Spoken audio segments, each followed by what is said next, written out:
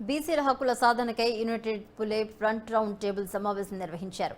ఈ సమావేశానికి ఎమ్మెల్సీ కవిత ముఖ్య అతిథిగా హాజరయ్యారు. బీసీల ఎదుగుదలకు కేంద్ర రాష్ట్ర ప్రభుత్వాలపై ఒత్తిడి తీసుకురావాలని హితవు పలికారు.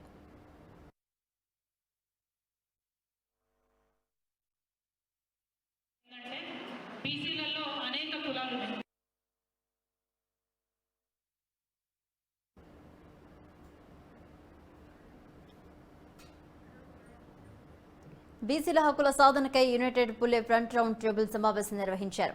ఈ సమావేశానికి ఎమ్మెల్సీ కవిత ముఖ్య అతిథిగా హాజరయ్యారు. బీసీల ఎదుగుదలకు కేంద్ర రాష్ట్ర ప్రభుత్వాలపై ఒత్తిడి తీసుకురావాలని పిలుపునిచ్చారు. అందుకోసం ఈ నెల 12వ తేదీన ఇందిరా పార్కులో మహాధర్నా కార్యక్రమాన్ని చేపడుతున్నట్లు చెప్పారు. తెలంగాణ అసెంబ్లీలో పూలే విగ్రహాన్ని ఏర్పాటు చేయాలని, తక్షణమే బీసీల కుల జనగణనకు సంబంధించి చేయాలని కూడా డిమాండ్ చేశారు.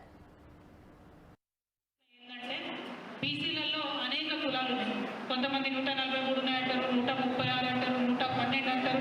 ఒక్కొక్క సంఘం మాట్లాడుకుంటూ ఒక్కొక్క కుల సంఖ్య చెప్తా ఉంటారు. దేశంలో కూడా అదే పరిస్థితి ఉన్నది. నిజంగా నిన్న మొన్న గత కొన్ని నెలలుగా బీసీల సమస్యలపై అధ్యయనం చేస్తూ ఉంటే చాలా మంది మేధావులు చెప్పినటువంటి బాధ, అక్క ఈ దేశంలో పిట్టలను లెక్క పెడతారు, నెమళ్ళను లెక్క పెడతారు, కానీ మనుషులుగా ఉన్నటువంటి మనల్ని లెక్క పెట్టమంటే మాత్రం ఏ ప్రభుత్వానికి కూడా మనసు వస్తలేదని చాలా బలంగా చెప్పినారు. అటువంటి అంశాలను మరి ఒక తాడో పేడో తేల్చుకోవాలన్నటువంటి ఉద్దేశంతోనే ఒక మంచి కార్యాచరణ తీసుకోవడం జరిగింది. మరి ఇప్పుడు అధికారంలోకి వచ్చినటువంటి ప్రభుత్వం ఏం డిమాండ్లు ఇదివరకు పెట్టింది, వాళ్ళు ఏం వాగ్దానాలు చేసినారు ఎన్నికల సందర్భంలో అని మనందరం ఒకసారి గమనించుకుంటే, ఎన్నికల సందర్భంగా అనేక వాగ్దానాలు బీసీలకు సంబంధించి